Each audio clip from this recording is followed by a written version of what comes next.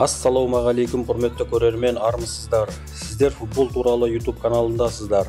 Назарларыңызға футболдан Қазақстан Премьер-лигасының кезекті 24-ші тур ойындарына жасаған шолуымызды ұсынамыз. 26 қазан сенбі күні Талдықорған қаласында жергілікті Жетісу командасы Алматылық Қайратты қабылдады. Ойынның 3-ші минутында алаң иелері есеп ашты.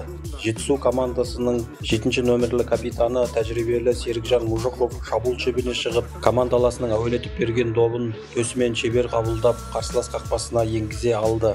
Керемет гол!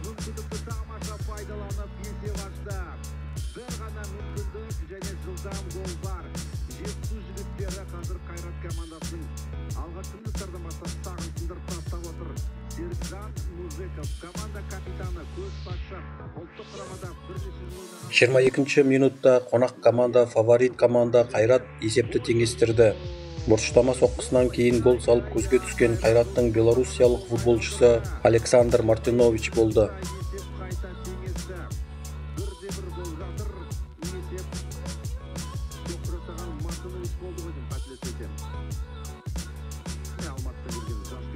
Чемпиондыққа ұмтылған Қайрат командасы матчқа қосылған қосымша уақытта гол салып, жеңісті жұлып әкетеді. Қонақ команданың екінші голы да бұрыштама соққысынан кейін орын алды. Бұл жолы гол салып көзге түскен Қайраттың израилдық футболшысы Арат Кофри.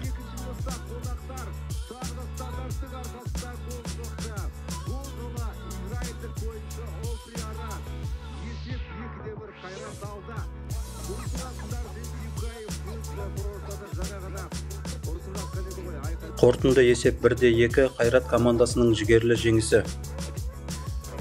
Атырау қаласының Мұнайшы стадионында жергілікті Атырау мен Семейлік Елімай командалары арасындағы матч өтті. Командалар тең дәрежелі, бірақ сылбырлы ойын көрсетті. Өте қауіпті сәттер жоқтың қасы болды. Ал матчтағы жалғыз голды 85-ші минутта Атырау командасы салды. Гол авторы команда сұрмергені белорус Николай Сигневич.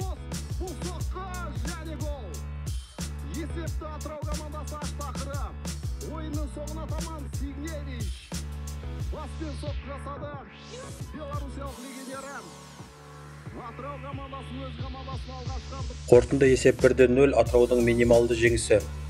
Шырайлы Шымкент қаласында жергілікті команда өткен маусымның чемпионы Ордабасы астаналық Жеңіс командасын қабылдады. Бұл маусымда да чемпиондыққа таласы бар Орда бұл кездесудің айқын фавориті еді. Дегенмен есепті 7-ші минутта жылдам голмен қонақ команда ашты. Оның авторы жеңістің чехиялық футболшысы Лукас Будинский. Бір қызығы, Жеңіс командасы матч аутсайдері бола тұрса да, Будинскийдің осының алдында да гол салып кете жаздағанын айта кетейік.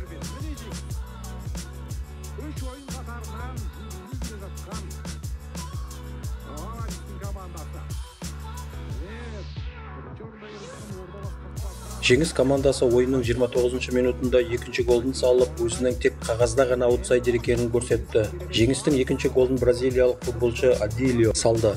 Биылғы маусымның дебютанты астаналық команданың соңғы матчтарды жеңіліссіз өткізіп жатқанын да айта кетейік.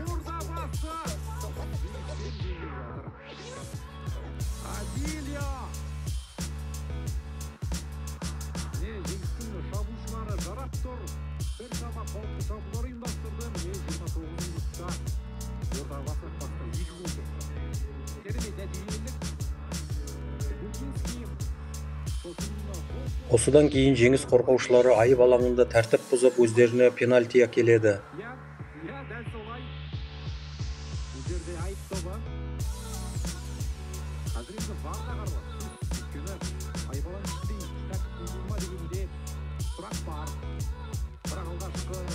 Ал оны атақты Бауыржан Исламхан сәтсіз орындады. Немесе Жеңіс командасының ресейлік қақпашысы Мирослав Лобанцев соққыны сәтті қайтарды деуге де болады.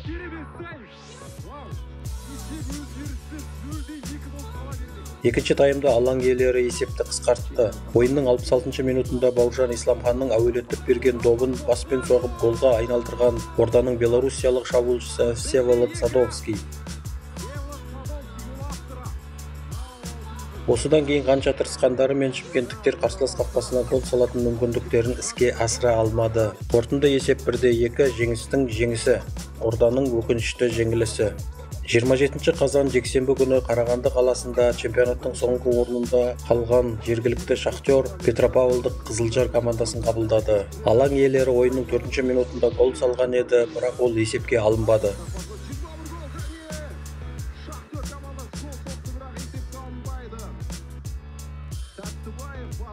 Есеп ойынның 18-ші минутында ашылды. Бірінші болып қонақ команда гол салды. Қызылжардың ивуарлық шабуылшысы Синин Себай командаласының әуелетіп көтерген добын басымен соғып, қарсылас қақпасына енгізе алды.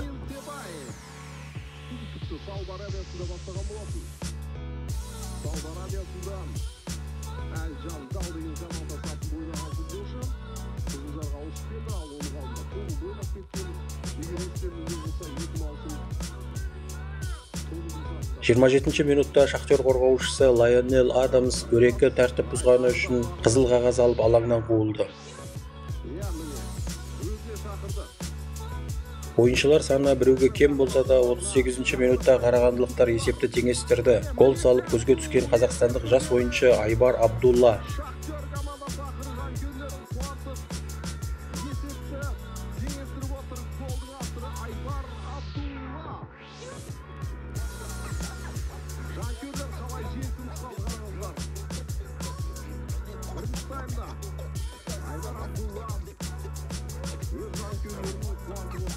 Алпысыншы минутта Қызылжар есепте тағы да алға шыққан, бірақ Ұлар Жақсыбаевтың голы есепке алынбады.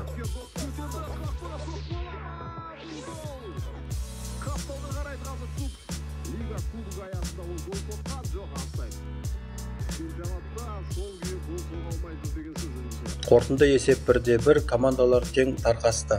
Түркістан қаласында Түркістан Арена стадионында жергілікті Тұран мен Қызылордалық Қайсар командаларының арасындағы матч өтті. Бұл тең дәрежелі командалардың кездесуі болды. Екі жақтан да қауіпті шабуылдар жасалды. Ал 59-ші минутта Қайсардың черногориялық ойыншысы Горан Милойко матчтағы екінші сары қағазын алып алаңнан қуылмады.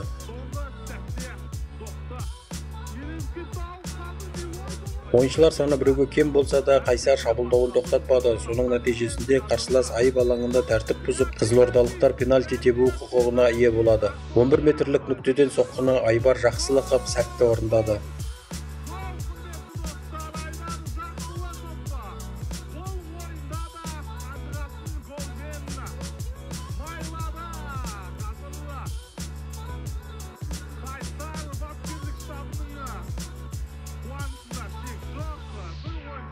Қорытынды есеп 0-1 Қайсардың жеңісі.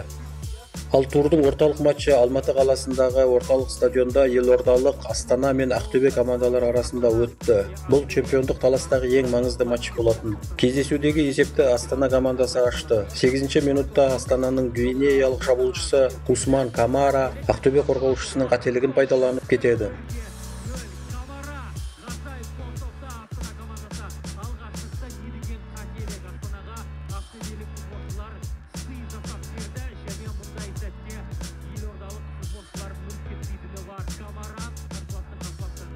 Ал ойынның 17-ші минутында албаниялық легионер Назми Грипши Астананың екінші голын салды. Оның тура қақпаға бағыттаған соққысын құрама командамыздың қақпашысы Игорь Шацкий қайтара алмады.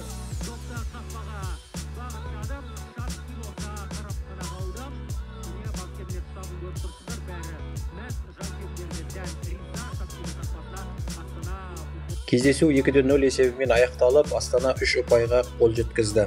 Енді назарларыңызға 24-ші турдан кейінгі Қазақстан Премьер-лигасының турнир кестесін ұсынамыз. Турнирлік кестені 41 ұпаймен Алматылық Қайрат командасы бастап келеді. Екінші орынға елордалық Астана жайғасты. Астана командасының кейінге шегерілген Атыраумен ойыны осы аптаның ортасында өтеді. Ал үшінші орынға 39 ұпаймен Шымкенттік Ордабасы орналасқан. Чемпионаттың соңғы орынның иегері Қарағандылық Шахтер командасы осы турда тең ойнап ұпайлар санын 10-ға жеткізді. Сұрмергендер тізімін 10 голдан салған бразилиялық шабуылшы Жоао Пауло мен қазақстандық Ислам Чесноков бастап келеді. Осымен футболдан 2024 жылғы Қазақстан чемпионатының 24-ші тур ойындарына жасаған шолуымыз аяқталды. 25-ші тур ойындары 2-ші және 3-ші қараша күндеріне жоспарланған. Біздің арнада болғандарыңыз үшін сіздерге көп рахмет. Келесі кездескенше аман сау болыңыздар.